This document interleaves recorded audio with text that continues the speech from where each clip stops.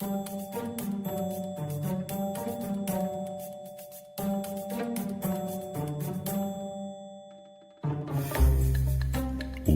to Crime by the Bar.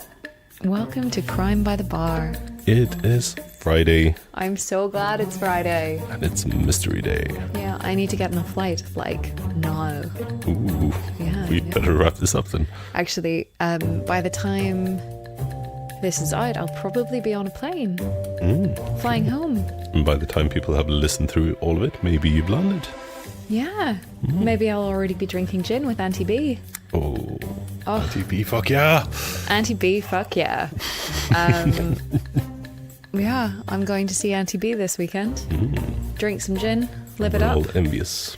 And have a really awesome time with one of my favourite ladies in the whole wide world. And being in her mid to late 90s, depending on where your classifications fall. Yeah. She's my Patronus. Yeah. I'm changing it from my Patronus being Chloe from Apartment 23 to Auntie B, which is good. Auntie B is badass. Okay, so seeing as I'm pushed for time, probably. Well, I don't know. Probably I'm either boarded by now with this banter. I hope I'm boarded by now. I hope I didn't miss my flight. Ooh. Nah, it's gonna be fine. Yeah. Okay. Cool. I can see you on the horizon, swooping away. I haven't packed as it stands. Okay, the separate timelines are... Okay, sorry, I'll shush. Yes. Okay, we are once again talking about work on a Friday. Yeah. We're covering crimes that happen with colleagues or in the workplace. It's our working week. So the question remains, who is worse this glorious, glorious Friday? I'm pretty bad. I'm brief but brutal, let's say. Should you go first? I don't know. I'm... Okay, yeah, you go first. Okay, cool. That's easy. Fair enough. Brief but brutal. That sounds like a really nice description. Let's see how this goes. Jonatan, tell me your story. I shall tell you my story. I shall tell you the tale of Ruth Penelope Bell. I don't think I know this one. You don't? No. Oh, I was considering if it might have crossed your path. The story takes place back in the early 90s in Denham. Denham? In Buckingham. Is that in England? Yes. I mean Buckingham, England, Yes. rather than like American... No, not Buckingham. New Buckinghamshire. New Buckinghamshire in Connecticut. Or whatever. Right. Very possible, to be fair. But no, England. But I'm pretty sure I've heard of Denham, but I haven't heard of Denham. Are you sure you're not just getting mixed up with IT crowd? Denham, Renham. Oh, no. Okay. I'm relatively certain. Continue. Yeah, let's Sorry. go with that. Let's say England. It's not that far away from London, the London area, at least. Okay. So Penny was living there with her... terribly sorry, forgot to mention. So her name was Ruth Penelope Bell, but she was known as Penny. Okay. And that is how I shall refer to her. So she was living with her husband, and they had 2 children together, aged 11 and 9, respectively. Okay. She was a partner in a catering employment agency based in North London. And they were apparently doing rather well for themselves through this little company they ran. So one day, on the 6th of June in 91, the day started like normally enough. Penny was up in the morning. She was talking to workers at her home. They were doing a lot of renovations and stuff. She hadn't... she wasn't going to her office or anything, but she had been talking to the workers in general. Then all of a sudden, she, in the middle of conversation with the workers, she was like, oh, damn, I'm so late for a meeting. This was at around 9:40. In the morning? Yeah. Well, I don't know why in the evening would have made that better. It's weird. I think 9:40 in the morning is a bit more normal to be late for meetings, I guess. Yeah. You're right. But yeah, she I don't know. I don't think she said exactly when it was supposed to be. There were some inferences, but I'm so late. Oh yeah, pretty much. So she like packed everything up, rushed out to her car, and she went on her way. Huh. But after this, we're not exactly sure what happened. So afterwards, people looked and they realized that she did not have an appointment set in her calendar.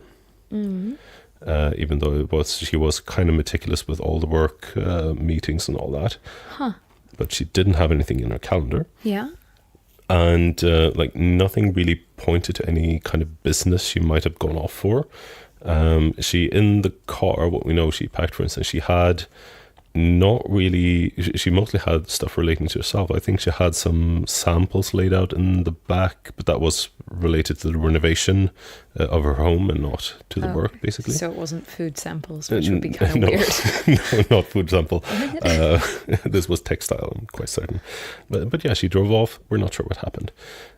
However, we had 2 witnesses that have come forward with statements saying that they saw her driving, well, a woman matching her description and the car matching and everything. Yeah. Driving very, very slowly with hazard lights flashing, kind of being annoying in the middle of traffic. One witness said that it kind of looked like, well, she had a passenger in the passenger seat, like she might have been struggling with them. The other of the witnesses said that he actually saw her as he was driving past her and looking, because this weird person driving slowly in the middle of the road and everything. Yeah. Looked over and saw her mouth, "Help me," Ooh, from the car. Creepy. And the guy drove past and didn't do anything.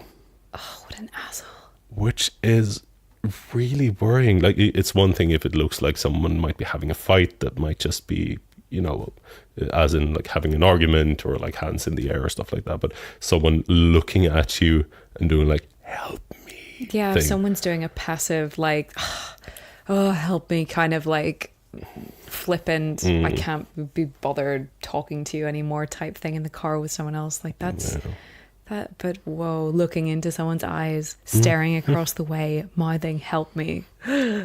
Oh, that's creepy. Just drove off on their business, which is what an asshole. really, really bad Don't in my do opinion. that. Yeah. So neither witness did anything. They noted it and remembered it, but did nothing. So it's estimated that she drove to the Gurnell Grove Leisure Centre car park. Okay. At around 10:30. Okay. That she drove in there. But then we're not sure exactly what happened until around noon, when a pair of women, they had been to the park. They were returning to their parked car, and then they found her vehicle there. Wow. And Penny had been murdered. She had been stabbed to death in her car, which was then abandoned with her in it in the car park. Yeah. And she had been stabbed over 50 times in the chest. That's insane. That is an insane amount of stab wound. I mean, think about like actually how much energy that would take. Like, that's crazy. It gets slightly more crazy, actually. What? Because, so of course, police was called in. They investigated the car and the crime scene. They saw that there were no traces of sexual assault. All of her belongings and valuables were accounted for. But the forensics showed that the attack had begun with the killer sitting in the passenger seat, striking her with a knife. But at some point, the killer had gotten out of the car, walked around to the driver's window, and then continued stabbing her through the window instead. Which is... I guess it's slightly more crazy even than that. That's unbelievable. Yeah. So, like, there is a point where, yes, like a manic frenzied attack, but for some reason having that pause, like, we don't know if they went out and was going to leave and then went back, or if they, I don't know, the right arm got tired so they went around so they could do with the left. I don't know. There was That's madness. 50 But 50 like, rounds. it's, you know what is kind of scariest in a way? Whenever someone goes for the overkill, you kind of take it as something irrational and something that, you know, is impulsive. But whenever you get out and walk around the car and go to the other side, it's just like there's obviously a break at this point. There's some sort of rational thought process that goes through the mind that causes them to do that. That's the thing. Like there's a moment of calm in between all of that horror. Like, how does that work?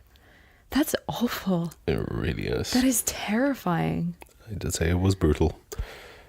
So now we know why they went out looking for witness statements from, for instance, the people who drove past her.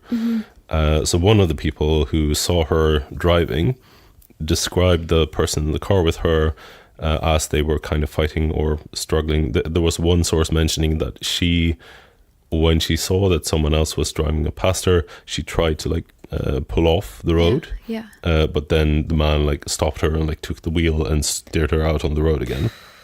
So one witness described the attacker as a man of about 40 with dark hair, possibly sporting a beard and wearing a bracelet on his right hand. That could be anyone. Kind of. Possibly sporting a beard. What does that mean?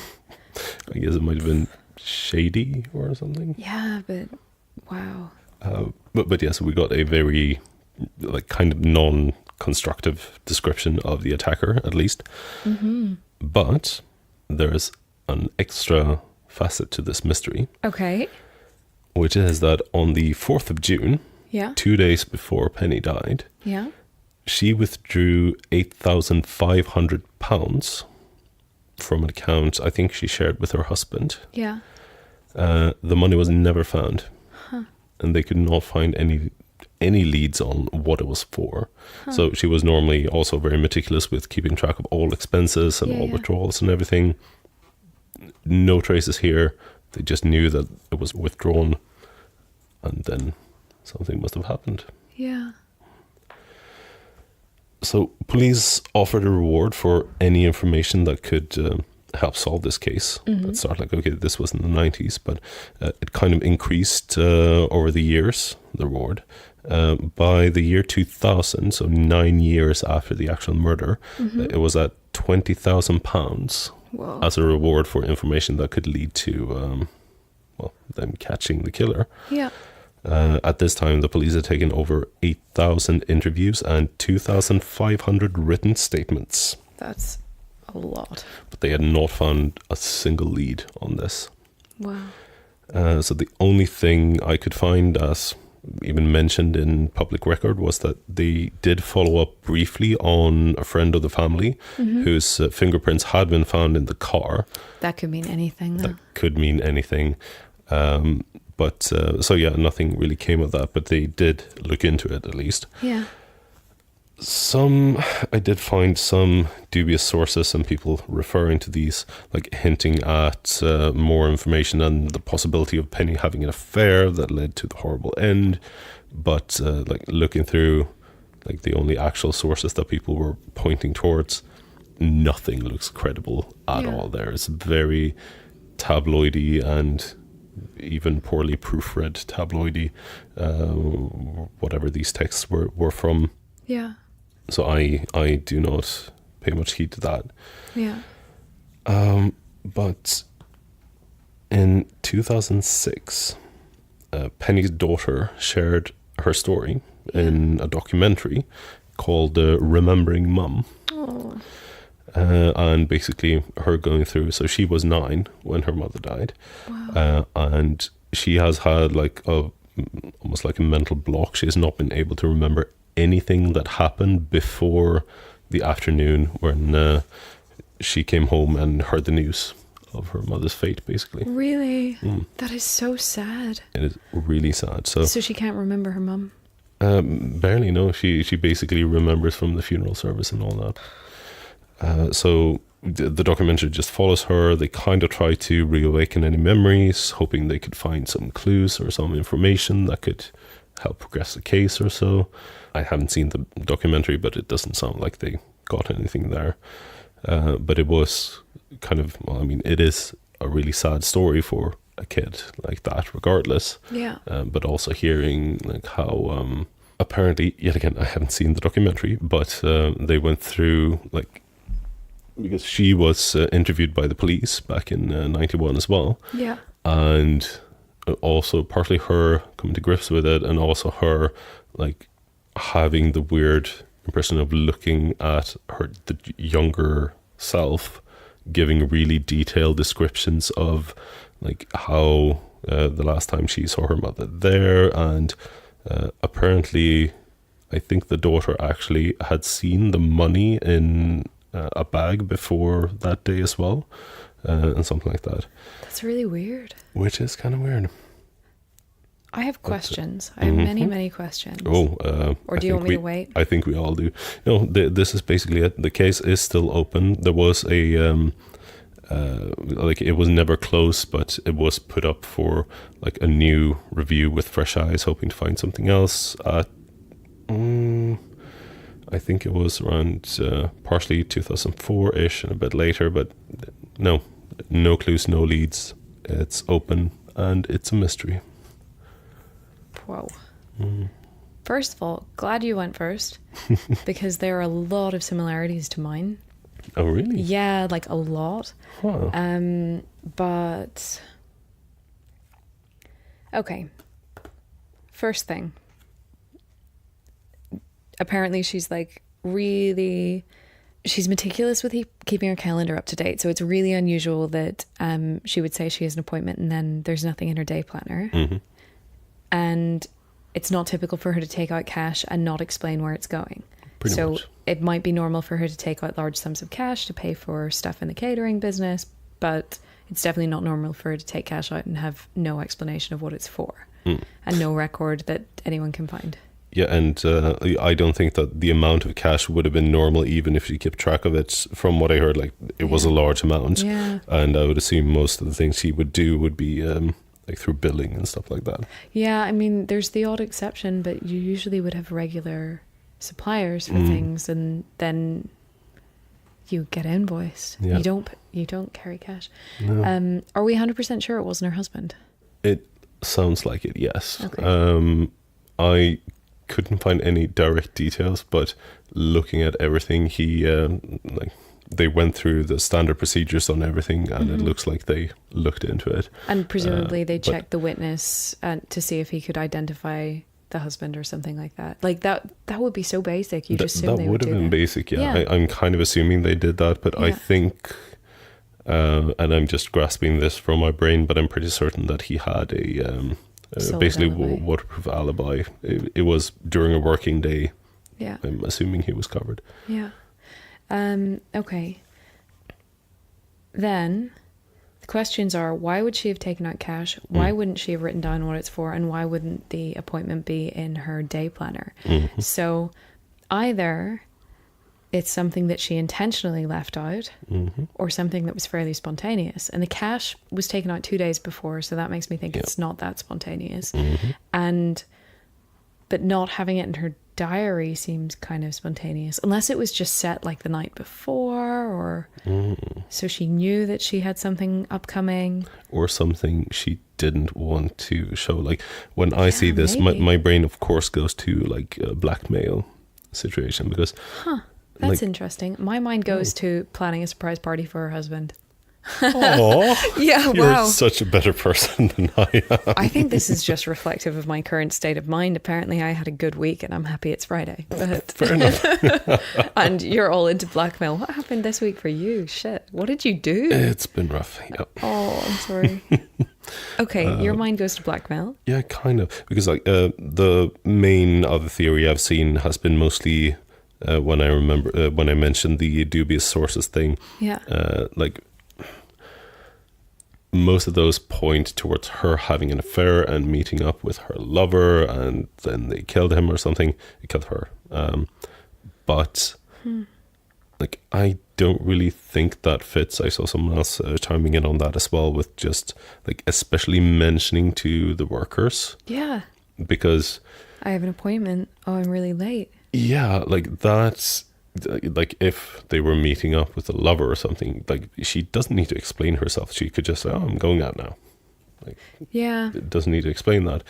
The whole mentioning it as an appointment database kind of indicates either it was something really work related, which it doesn't look like, or it was something that she was like nervous or pressured around, and then that kind of came up. So that's why I'm thinking blackmail. But That's utterly bizarre.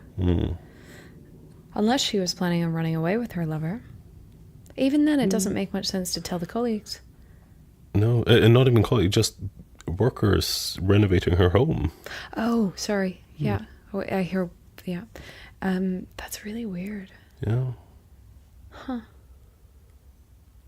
Unless she was covering so they don't say to her husband, she went out with her lover, or she went out. Like, why did she go out? Yeah, well, I mean, she could have gone to have a brunch, or she could have gone At to get a coffee 9:40? or something. No, you need a reason to leave the house at 9:40. Well, sure, I'm just saying she could have made up a reason. She just didn't need to pull it out on the spot for the workers. Could it have been one of the workers? Again, you'd think they'd check that. I'm kind of assuming, also from the sound of it, it sounded like there were several people working there, and I think they would have noticed if someone snuck off. Unless they all covered for each other. Yeah, Probably not. Probably not, no. Very, very strange. Mysterious, even. It's a good mystery. Brief and brutal, as mentioned. Yeah, as advertised. Good job. That's really sad, though. It is. You'd like to think that's not possible to happen in daylight. With people looking at it as it's unfolded, that's what gets me. Oh, I hope that dude was haunted by not doing anything. Hopefully. Because, I mean, maybe it wouldn't have made a difference, but it's just like, why wouldn't you at least call the non-emergency phone number? Yeah. Why? Well, I don't know. I guess you make these impulse choices, and if you're driving and you're not supposed to... No, it was 1992. Oh, hold on a second. It was 92? 91. 91. So you don't have a mobile phone. If you're really lucky, you have a car phone.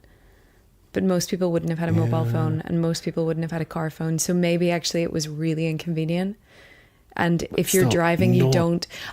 Okay, look, I think it's insane. I think you should have reported, but also we live in a different age. Like, Oh, yes. And in all seriousness, in 1991, I don't know. He probably just assumed it was some crazy lady being melodramatic because everyone was super sexist back then and no one had a mobile phone. Not that no one's sexist these days, but yeah. You're frowning a lot. I'm frowning a lot. I am grasping at straws. We're frowning. Yeah, indeed. Are we ready for another crime? I guess we are. Ugh. Yeah, okay, you know what? I'm just going to launch into it. Launch away. I wonder if you came across this one. Have you heard of Susan Taraskiewicz? No. Okay. So Susan, or Sue Taraskiewicz, was a 27-year-old who worked for Northwest Airlines. I'm going to take you on a bit of a story to get to our...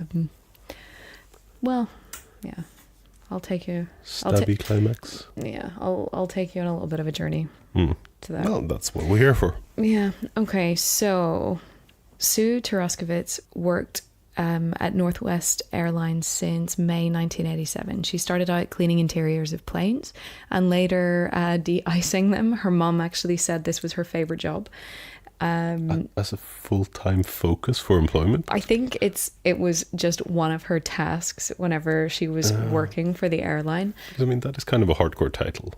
Yeah, pretty much. Yeah. Aeroplane de-icer. I don't think she was like, 8-hour shift of de-icing planes, but apparently she really enjoyed it. But yeah, she started off as just a standard cleaner on the planes, and she worked her way up from there. So she started there at around 22. But for 2 years, that was what she did. And then for the following 3, she was moved over to ground crew. And that's when things started taking a turn for her. So at the time, Sue was the second woman ever to work for Northwest Airlines as a ground service employee. Really? Yeah, which sounds insane. Now, I haven't given you the year yet. We are sort of covering the late 80s and early 90s. So by the time she started in the ground crew, it was around 1989, early 1989. That still sounds weird, though. You know what's crazy? So I listened to a This American Life episode a few weeks ago. I actually pulled the name of it and the episode number because it's a really good episode that I can highly recommend. It is This American Life episode 647, and the title is LaDonna. The episode is about a woman called LaDonna Powell. She worked for a few years at the TSA and then moved into a different job. This is a direct description from This American Life.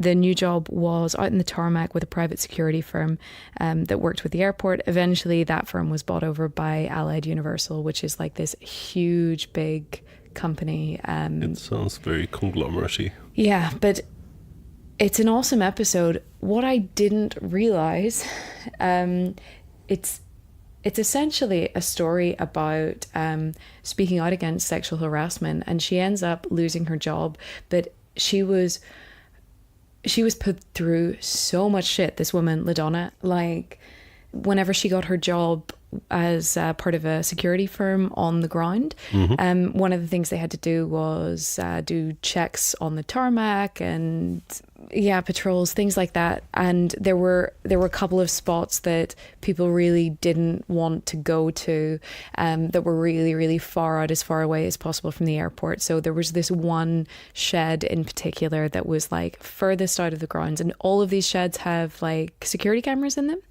And she started being sent out to this shed more and more and more when she was on duty, when she started speaking out against sexual harassment. So it started off with like some fairly odd, but seemingly not normal, but some people might argue harmless things. I would argue otherwise. But so one of them was, I think it was her first day on the job, there was a guy who just started making weird small talk about things, and he made a couple of inappropriate remarks about, I think, maybe ethnicity of other colleagues or about sexual orientation, like just weird little remarks that you're like, I would hope I don't have to deal with this. But for me, I'm just like, I've dealt with this so much that I'm like, this is bullshit. But it's also so standard that you're rolling your eyes going, this isn't fair. But what are you going to do if you picked a fight over every person who behaved like this? You wouldn't get anywhere.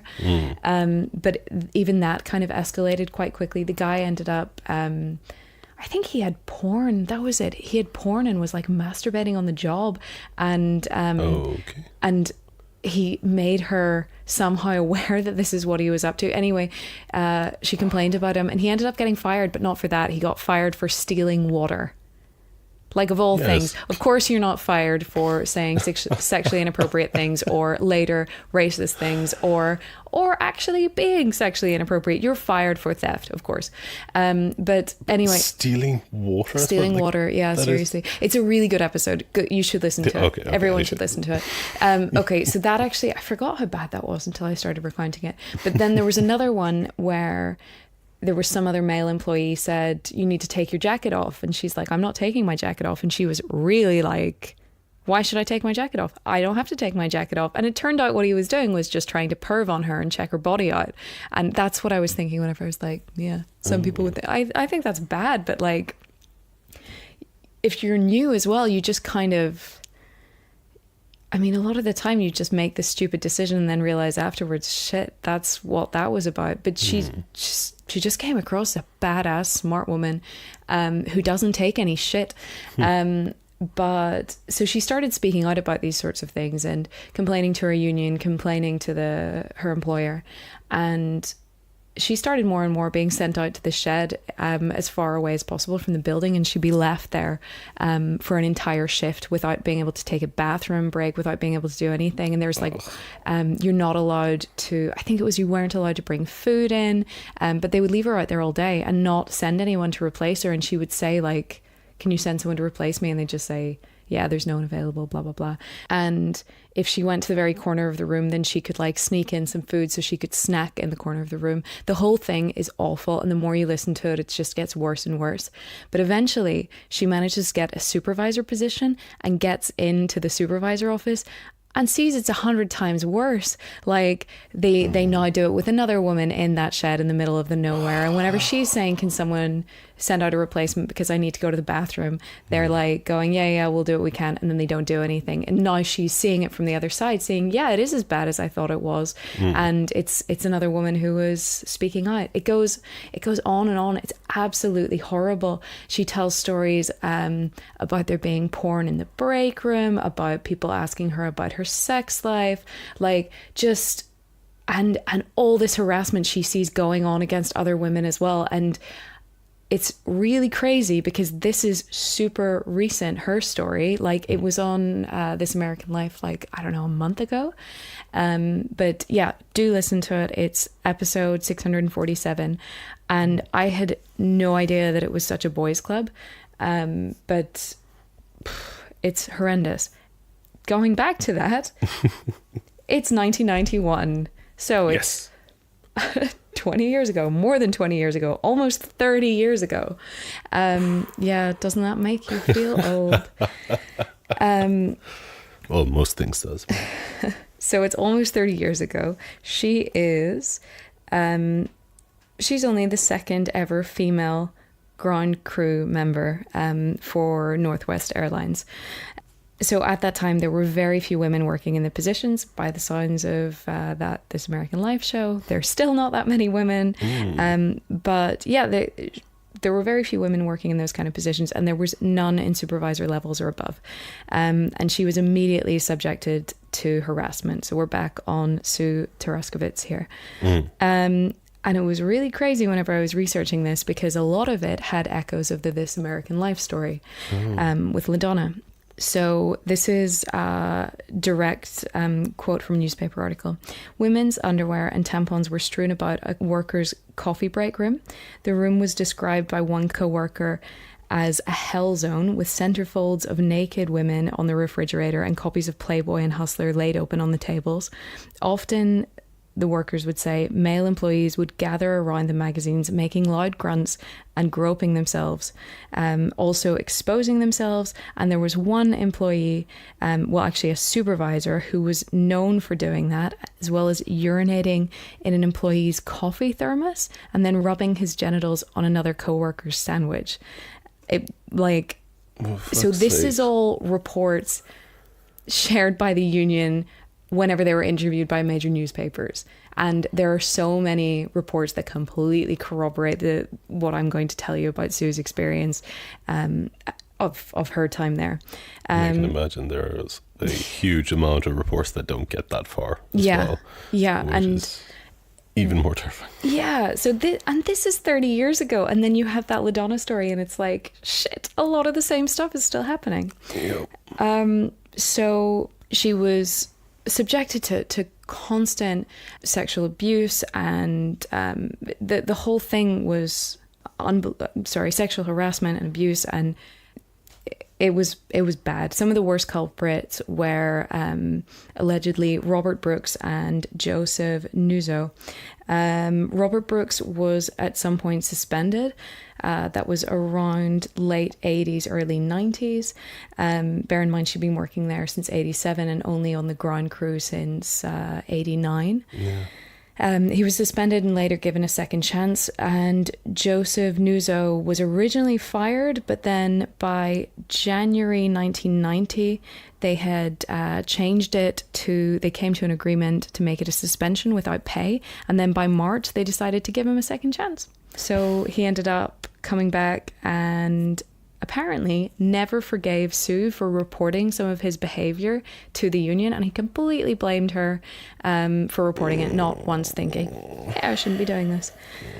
So in late 1991, she was up for a promotion to equipment service crew chief, which is also known as ramp supervisor. Basically, it's a supervisor for the ground crew that loads and unloads baggage and mail off the planes. She missed out on the role for someone who applied after the deadline. She was a member of the same union to the guy who won the role, and she complained. The original offer was actually revoked, and by February she was promoted to the position, so she did actually get it, which was pretty cool all in all. So this is now February 1992.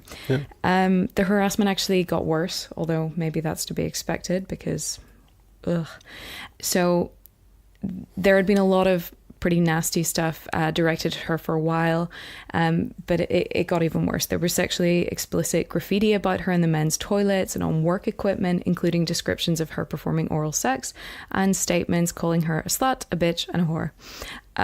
There was also a large drawing of her with her legs spread that showed up on a wall in an airplane cargo bay. She also started receiving phone calls at strange hours, often in the middle of the night, but she also worked night shifts, so sometimes it would just be at weird hours all round, and her car was vandalized. The other thing that started happening is anyone who stood up with her was also stood up for her, was also subjected to abuse. So her boyfriend's car was vandalized, friends and co-workers' cars were vandalized, and even her sister's car was vandalized. And this is also off-site, so this was some of this happened in her driveway as well. Yeah. But we're going to go in a slightly different direction. So that was February when she got her promotion.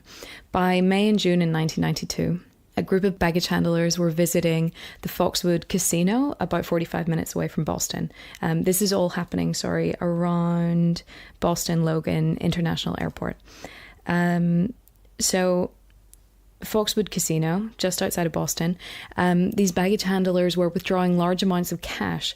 Sometimes they would stay and gamble, sometimes they'd immediately cash in the chips. And on one occasion, 6 men arrived, and using automated machines, they used their credit cards and driving license to withdraw thousands in chips and vouchers for the casino.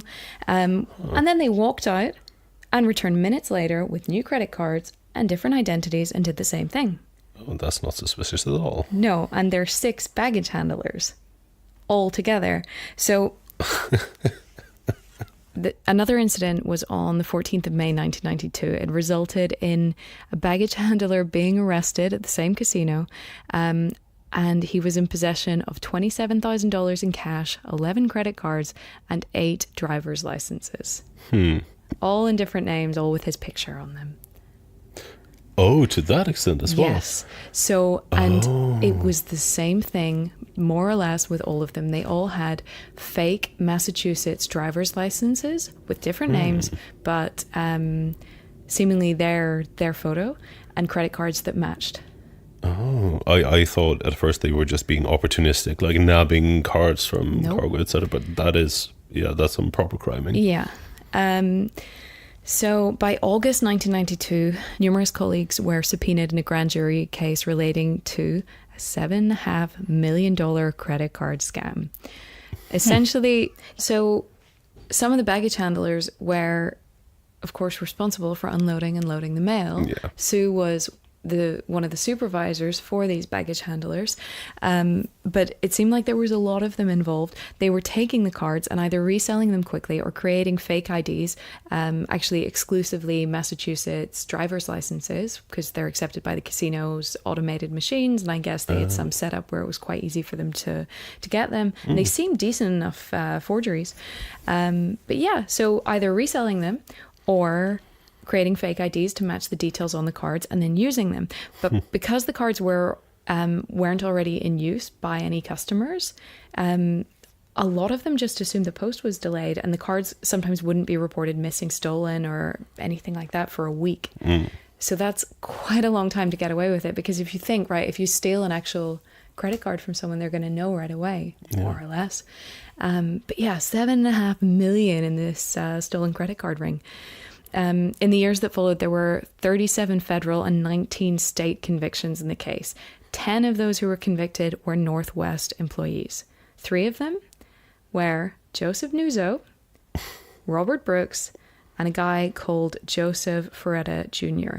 And those 3 were all listed as having harassed or intimidated Sue in the years before. And she'd lodged cases with the union and with the airline, specifically talking about them. She wasn't the only one who reported them, but she did report those 3. Yeah. By the time of the indictment for the grand jury, graffiti of a coffin with Sue's name in it showed up in the bathrooms at the airport. Oh. This is it. Okay. How creepy is that? That is very direct and very creepy. Yeah. She'd already had death threats from another colleague, but the colleague had made death threats against other people. It was one of the reasons he was suspended. I think it was Robert Brooks. But it's... the whole thing is just awful. Yeah. Okay, so by this point, it's a month since the subpoenas. It is Saturday the 12th of September 1992. Sue was working the graveyard shift. The shift was from 11 a.m. on Saturday until 7 a.m. on Sunday. Now, at 1 a.m. she volunteered to do a food run for her crew and started taking all the orders down. Then she left the airport to buy the food for herself and everyone else at a nearby sandwich shop, so it shouldn't have taken too long. Before leaving, she reportedly received a strange phone call, but they haven't been able to trace it. They haven't been able to confirm it. Very little information on it, but apparently she received one. Okay. One union member who was also an employee of Northwest said they saw Sue before she left and was quoted as saying she was not her normal outgoing self. She was agitated and quiet. I exchanged hellos with her and watched her walk out of the area to go on break. This is the last person that admits to seeing Sue alive. So, Monday the 14th of September. At this point, Sue's time card has been checked out of work normally at 7 a.m. and she's actually been checked in for her next shift already. Even though no one's seen her since she went off to get sandwiches. No one's reported her missing. Okay. So she was checked out of her last shift and checked into her next one. It is now Monday. It's about 30 hours after the last time she was seen. Monday, 14th of September. Sue was due to accompany her sister Deborah to a wedding gown fitting, but she didn't show up.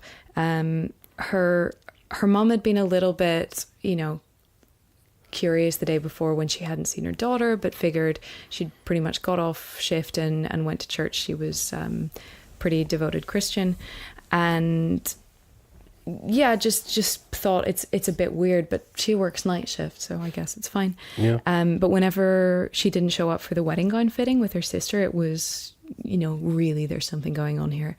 So it seems like at that point, the family reported her missing.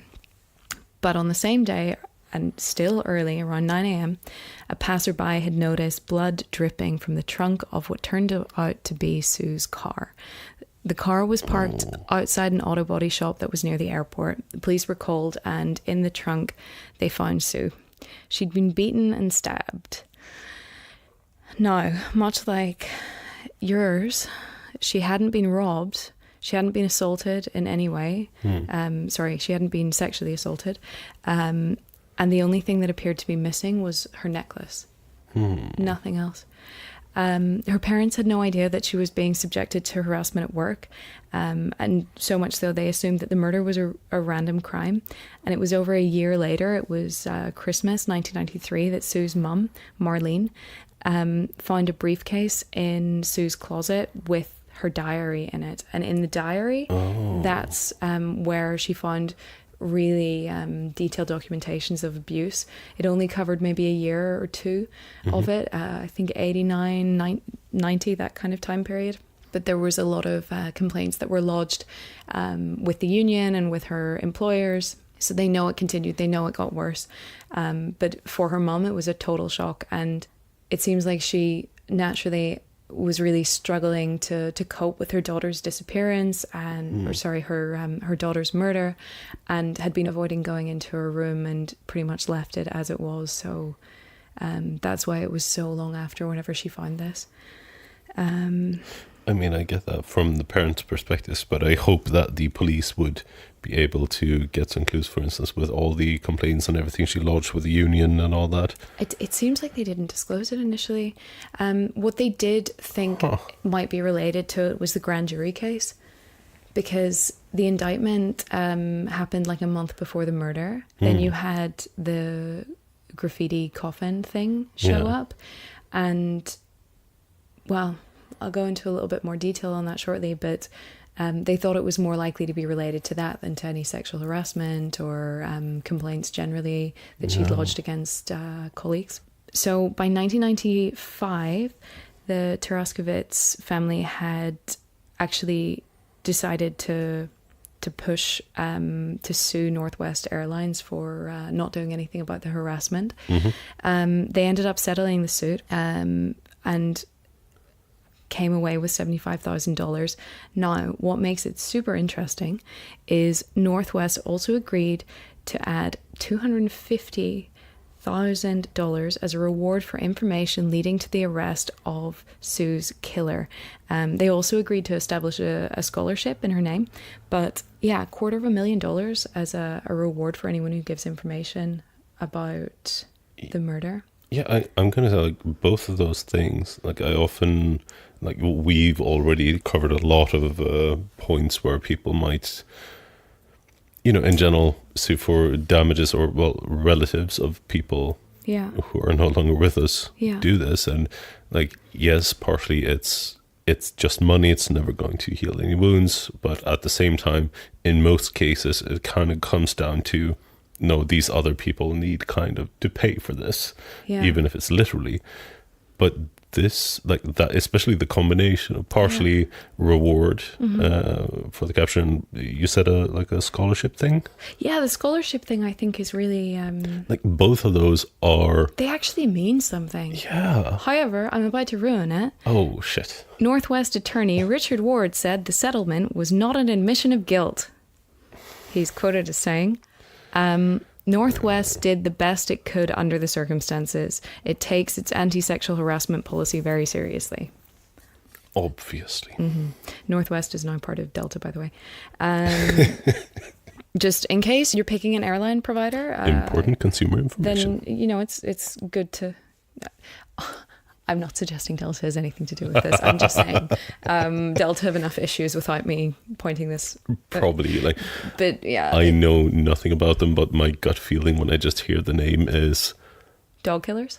Oh yes, that's those people. Comes to mind for me. Yeah, true. You told me about that one. There's been a few, and but it's not all I just Delta. get a general bad Don't worry. feeling. There are other airlines that will also treat your pet terribly. Oh, possibly. Sorry, it's not that they treated their pet terribly. Well, anyway, whatever. I'm going to stick with KLM and Air France. Yeah. If you guys want to sponsor us, then please do. Hey, especially KLM, as long as we get a say in the sandwich options.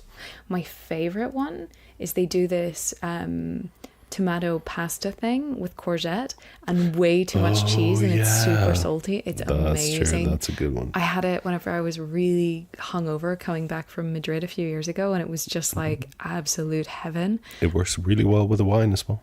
I love that they give wine. Yeah. I hope. So KLM spokespeople, here we are. Yeah, KLM, come on, hook us up. Actually, as you're listening to this, I might be on a KLM flight. There we go. Well, I am flying KLM. So. I'm going to get back to it, finish my story. Do it. So, Sue's mum, Marlene, is still working to keep Sue's case in the press. And in one news article, she said, the case is still open. It's still being worked on. It's always going to be there. Please come forward. It's not too late. And actually, at this time, I'm going to do something we never do. If you have any information relating to the case, please call the State Police Detective Unit for Suffolk County. And if you're in the US, which I'm guessing you are, you can reach them at 617-727-8817. And I'm also going to put it up on our website and on Twitter whenever this episode launches. That's really good. Yeah. I do kind of love this. This is good. She It's really heartbreaking because there's some really early interviews with Marlene, Sue's mum, and she's, you know, saying people obviously have information and we're really confident we're going to find the people who did this and and then I searched to see if there was anything on YouTube on the case, and there's essentially 2 videos, both from local police, and both are her doing a plea for information and sharing the story. So one of them was I think 19 years later, and one was 22 years later. So they're like not super recent, but they're recent enough. And it's just so sad because there are so many things that really don't make sense, and there aren't any answers.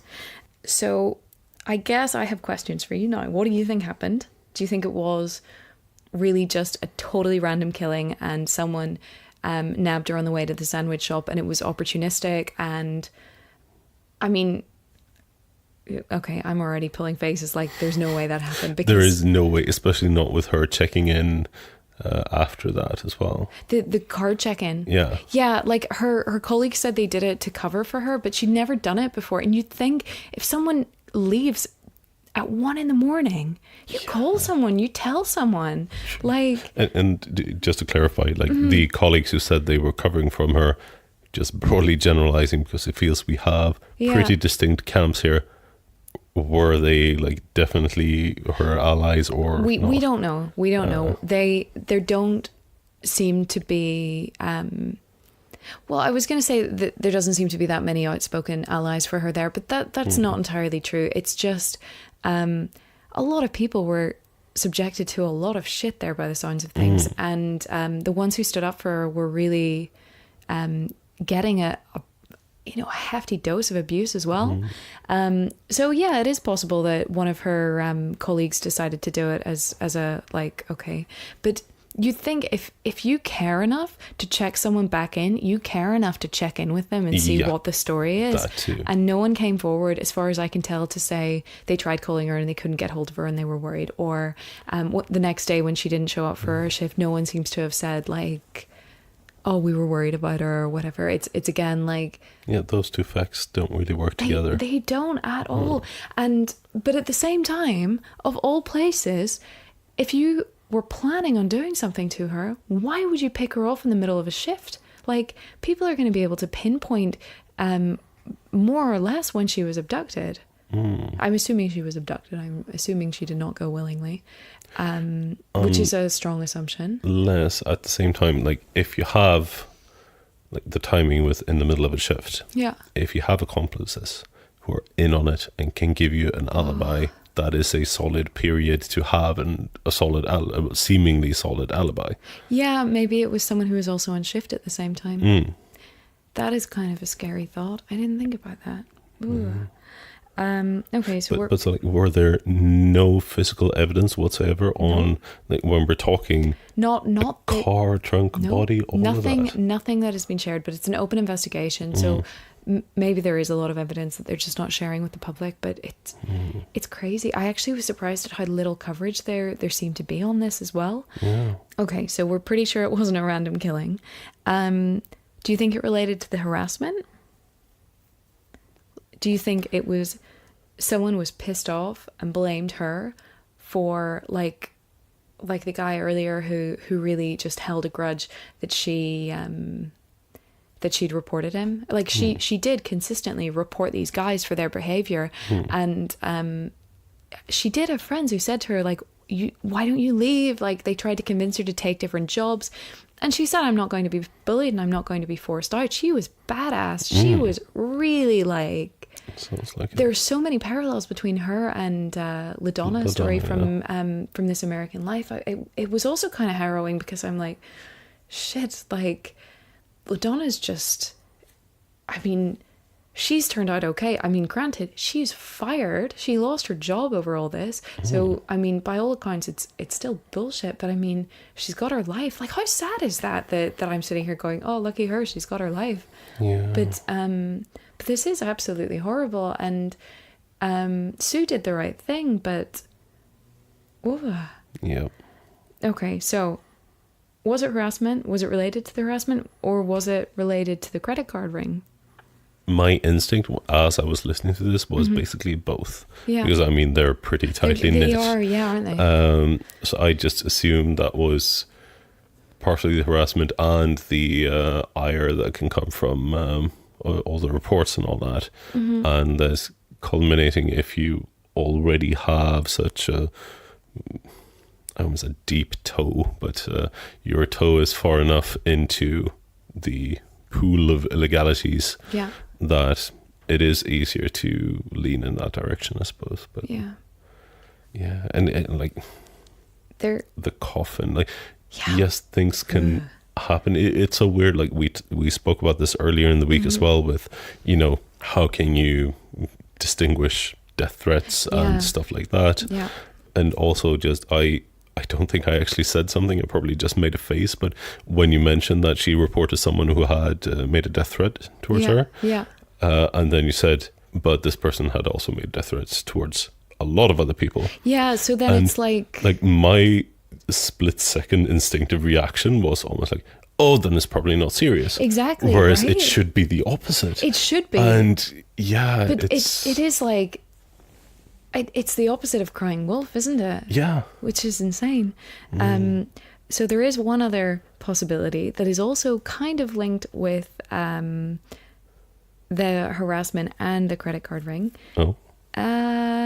So someone we didn't hear about, Charles Lightbody. Wait, sorry, Lightbody? Lightbody. Oh, body. Oh, okay, it doesn't make it less weird. Okay. No. So Charles Lightbody was convicted in 2006 for being involved in identity theft. He was also thought to be involved in the stolen credit card scheme, and allegedly had, at the very least, mob ties. But there are a lot of sources that suggest he was fairly high up in the mob in Boston. He had previous convictions for witness intimidation, assault, and handling stolen property. So I'm going to quote a bit from a newspaper here. Please do. While you're looking up, I have to say how much I love the combination of throwing stuff in at the end. No, the allegedly and at the very least, right after each other. Yeah, sorry Which is, about that. No, I get why. It is fine, but it made me giggle internally. It's creeping me out. Okay, so federal investigators claim co-worker Joseph Nusa told others just before Sue's death that he had feared Susan knew about his credit card theft ring and would talk to the police. As a side note, she had started believing the death threats, and in the weeks before her death, she did say she feared for her life. I don't know if it was much worse than before, because you do wonder in hindsight if friends are just going, she did say in the last couple of weeks she was scared that someone was after her. Yeah. Back to the article. He, this is Joseph Nusa, was convicted of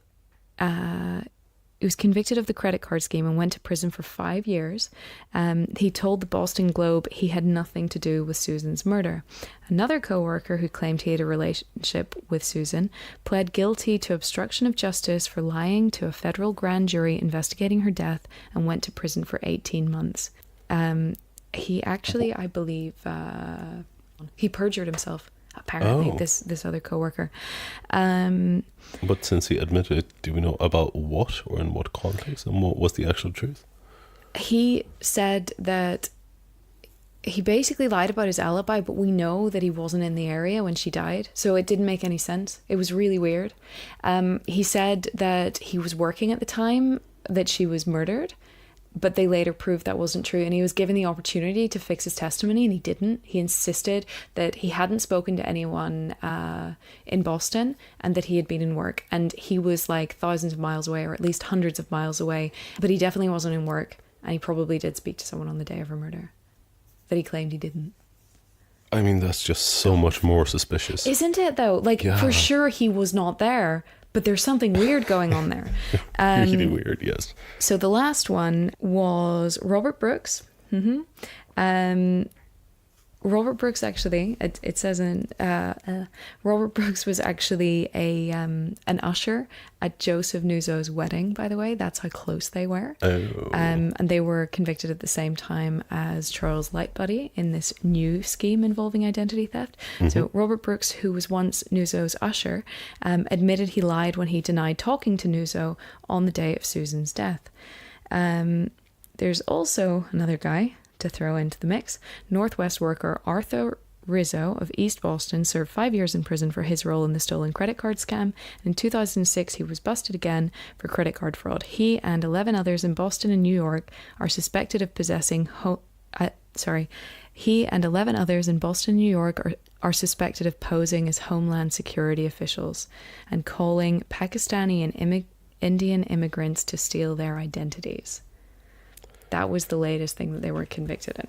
So, I mean, that is a very severe combination of impersonating officials and hate crime, I guess. And stealing identities. Well, and that too, but the it's two not others seem a bit crime, heavier. It's more opportunistic, right? But this is a combination of ex-colleagues of Sue and this guy that apparently has mob ties, Charles Lightbody. And Marlene, her mother, is convinced that people know. A lot of people are convinced that that it's not that someone knows what happened. It's that people know what happened and they're not coming forward. And you're talking about $250,000 that's been sitting as a reward for 25 years almost. Yeah, that's not nothing. There's a reason why people aren't coming forward. Maybe it is related to the mob. The whole thing is crazy. And I can't believe it hasn't got more coverage. Yeah, from what you're telling me, this is it is all horrible. But aside from being unsolved mystery, it's also a very good story with so many layers. Yeah. I would have thought this would have been jumped on more, yeah. Yeah. I guess people get caught up in the credit card fraud and they forget, hey, at the core of this, there's a woman who was harassed for years, stood up for herself, was a total badass by all accounts, and lost her life for some horrible reason that we're not even sure about. Mm-hmm. But the police were very outspoken in that she had nothing to do with the credit card fraud, by the way. But she would have supervised some of the people who were involved. And part of me wonders if she discovered something that night. And that's what happened. But it doesn't really explain the phone call or the possible phone call before she left work on the sandwich run. The whole thing is a little bit strange. And also, sorry if I got the timeline wrong, but by the time, I'm not sure what she would have discovered because they were all already kind of hooked on the credit card charges before that, right? No, it was just the grand jury indictment that had come through a month before. So you know what grand jury is about? Grand jury is essentially determining whether or not the case is strong enough to go to a full-blown trial. Oh, okay. So it's imagine, so the burden of proof is a lot lower because you don't need to convince these people that your plaintiffs should be convicted. All you need to do is convince them there's enough here for a case and enough here to take it to the next stage. Okay, so, that makes it way more likely as well that if she would have found something, that would be more pressing issue to sort out. Yeah. Yeah. Because they're already being indicted and they don't know how much they have. It could also just be as simple as they thought, one of these guys had basically said that she was a snitch and it doesn't seem like she even knew about it. She definitely wasn't involved. Or maybe the police are protesting too much. And I don't think there's any point in covering it up at this point. You think they'd just say, look, she knew. Yeah. You're farting a lot. I mean, it's a sad and horrible story on several accounts. Yeah. I say that calls for a frown. It does call for a frown. I don't really have any more theories per se beyond what we've gone through. I have nothing more to pull out of the bag. Yeah. This was an emotional one. It was heavy. It was heavy. Yeah. Maybe I should have gone first. I can't believe how much it has in common with yours, though. Leaving work, sort of, and and showing up stabbed in your car. Yeah. Where it seems to be there's the potential for a lot of witnesses, and actually no one's come forward other and a than lot of DNA and everything as well. Yeah, I mean, like I'm so surprised. I mentioned in your case the whole because you have a body, you have an entire car that have been at the very least stopped, but also driven. Yeah. Someone has been murdered and stuffed in a trunk and all that. Yeah. It feels, unless we're talking, clinical professional hitman style. But then why would you beat her first? Yeah, exactly. Although beating someone who you believe to be a snitch isn't, unheard of, and it is kind of in line with Boston mob hits of the day. Like it is kind of personal. Really? If you, yeah, it is. I would have thought it would have been a bit more dramatic and it's like less personal looking if it was making an example thing. Yeah, maybe. Oh, isn't that thing? Isn't it the Boston tie? I don't know. It's a something tie. I think it might be a Boston tie. I might be wrong. It is graphic, but what is it? It's. Do I want to know? Why don't you tell me a story that involves it instead? Let's do a mob episode and we'll deal with it then. I don't want to hear about it now. Oh, okay. We won't take it now. It's been sad enough tonight. Fair enough. But as I said, I'm still kind of surprised at the lack of physical evidence in your case. Yeah, maybe they just haven't shared it because it is an open case and they keep thinking someone might come forward. It might be possible. But also, I think I forgot to mention, but I don't think I highlighted the fact in my case where we're talking, yet again, 50 stab wounds. Yeah, 50 stab in wounds. A car. Such overkill. How do you even do that? But even looking past the overkill, imagine someone has done that. Yeah. Partially from the passenger seat Yeah. and walked around. Yeah. They must have been covered in blood. I didn't even think about that, of course. You know what I was thinking about? They must have cut themselves doing it. How could you not cut yourself doing that? You think so? Well, I mean, that's really common anyway with a stabbing because, you have to have pretty phenomenal grip. And if you've gone for if you've stabbed a few times, then it's going to get slippery. Yeah, and true. unless the grip is strong and the hilt is broad, I mean, it's such a common injury. That's how they catch so many of these people, because they have their hand slips and they cut themselves on the knife. And I mean, you'd hope that at least with yours that they would have DNA from that, but nothing. And with mine, there's pictures, there's crime scene photos of the trunk, and it looks like there's been a blanket laid over her, like as in left like that, not that the police added it in. No. And there's a few blood spots that have kind of soaked through. But to me, that's sort of more personal in a way. Like, why would you do that if it were a mob hit or if it was something impersonal? It's kind of the classic one. Whenever you feel guilty, you cover at least the face, if not the body, because you feel bad, and on some kind of a level. So you do wonder I wonder if it was someone who knew her personally. But it definitely sounds more personal and less professional to me. Yeah. But then it's weird with the supposed cleanliness of it all, as opposed to, police might be withholding, which, if it's actually still ongoing and they're looking into stuff, could be good, I suppose. But I hope it is still ongoing.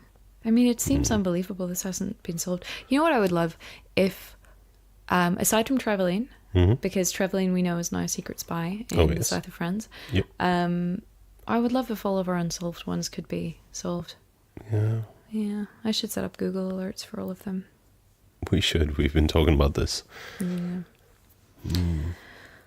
Well, that is my crime for this Friday. It was a heavy one, but a good one. And I do want to repeat, in case you missed it, please rewind, because if you have any information, I thought that was a very nice plea, and since it's still open and if anyone can help, Definitely worth doing so. Yeah.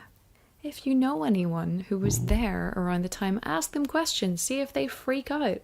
Like, no, but seriously, like, I mean, what? Okay, I was about to say what's the harm, but yeah, okay.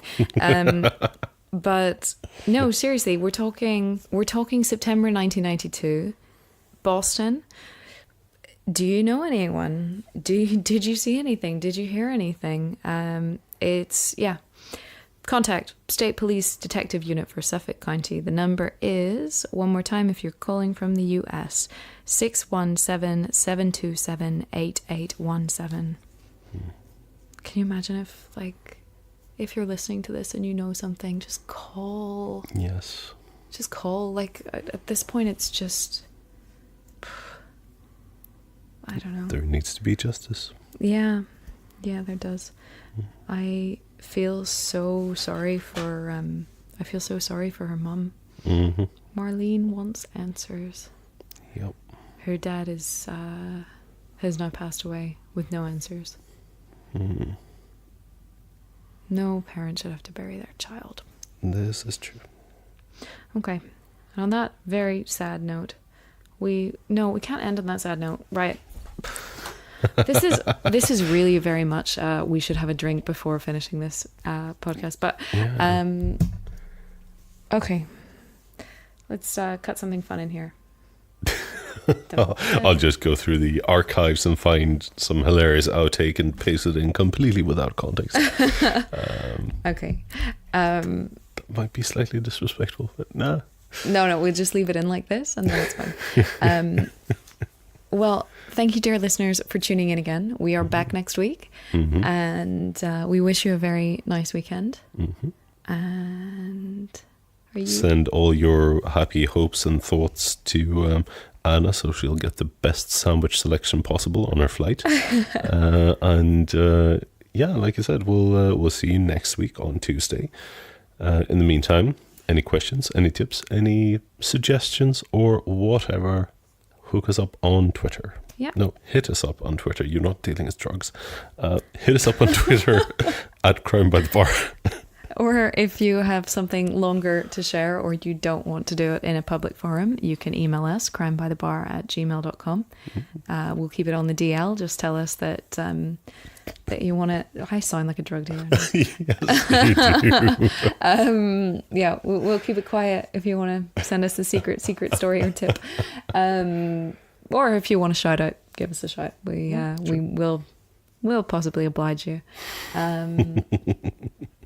And for all the fancy extras, you can go to crimebythebar.com. I will put the phone number up there. If you have missed it and you keep missing the timestamp and it's really annoying you, then that's fine. I will put it up on there. And we should share this one on Twitter some. We should, and we will. We will. So that's it. So thank you for listening. Thank you for listening. Bye. Bye. Everyone. Bye.